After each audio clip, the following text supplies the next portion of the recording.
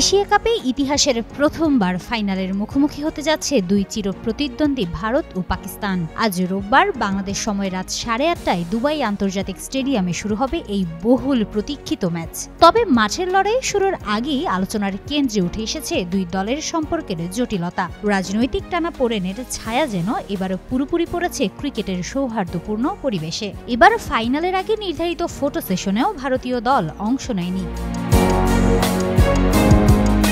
চলতি আসরে আগের দুইবার মুখোমুখি হয়েছে ভারত ও পাকিস্তান, কিন্তু দুই ম্যাচেই ম্যাচের বাইরের ঘটনা উঠে এসেছে আলোচনায়। খেলার চেয়ে বেশি গুরুত্ব পেয়েছে আচরণগত দৃষ্টিভঙ্গি।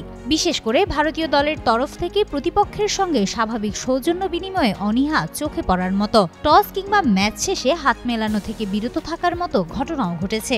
এসব বিষয় ঘিরে নানা প্রশ্ন উঠেছে ক্রিকেট মহলে। ফাইনালের আগে নিয়মিত সংবাদ সম্মেলনে পাকিস্তান অধিনায়ক সালমান আলী আগা এ বিষয়ে মুখ খোলেন। তিনি বলেন, 2007 সাল থেকে পেশাদার ক্রিকেট খেলছি, অনূর্ধ্ব 16 পর্যায়ে থেকেও এমন আচরণ কখনো দেখিনি। দুই দলের খেলোয়াড়দের মাঝে হাত না মেলানো এটা সত্যিই বিস্ময়কর। সালমান জানান, তার বাবা একজন বড় ক্রিকেট ভক্ত হলেও এমন ঘটনার কথা আগে কখনো শুনেননি। সালমানের মতে এমন মনোভাব ক্রিকেটের জন্য ইতিবাচক বার্তা দেয় না। এ বিষয়ে সালমান আরও বলেন, ভারত পাকিস্তান অতীতেও অনেক ম্যাচ খেলেছে, অনেক সময় রাজনৈতিক সম্পর্ক আরও খারাপ ছিল, তবু খেলোয়াড়রা পেশাদার আচরণ বজায় রেখেছে। কিন্তু এবার পরিস্থিতিটা ভিন্ন, এটা খুবই দুঃখজনক।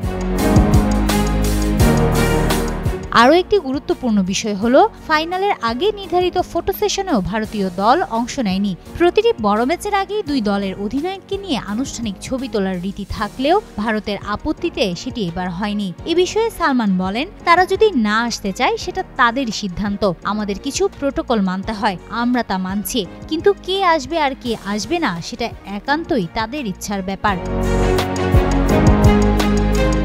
সব মিলিয়ে আজকের ফাইনাল শুধু ক্রিকেটীয় দিক থেকে নয়, মানসিক ও কূটনৈতিক দিক থেকেও ভিন্ন মাত্রা পেতে যাচ্ছে। মাঠের পারফরম্যান্সের পাশাপাশি আলোচনায় থাকবে খেলোয়াড়দের আচরণও। এমন এক সন্ধিক্ষণে পুরো ক্রিকেট বিশ্ব তাকিয়ে আছে দুবাইয়ের দিকে, কেবল কে জিতবে সেটা জানার জন্য নয়, বরং দেখার জন্য কিভাবে তারা প্রতিদ্বন্দ্বিতাকে শ্রদ্ধায় রূপ দেয়। হিমাতুল জান্নাত, যুগান্তর নিউজ।